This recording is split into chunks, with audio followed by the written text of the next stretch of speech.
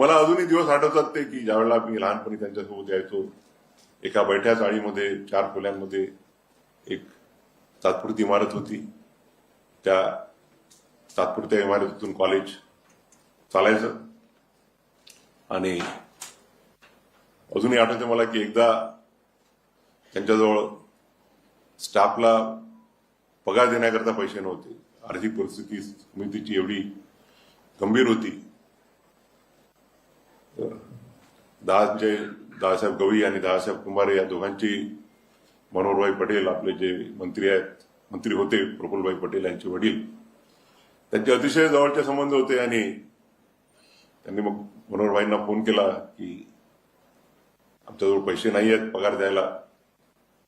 तर मनोहरभाई म्हणाले ठीक आहे, तुम्हाला पैसे देतो, पण एक अट आहे की तुम्ही दोघेही जण गोंदियाला या, माझ्याकडे जेवण करा आणि पैसे घेऊन जा.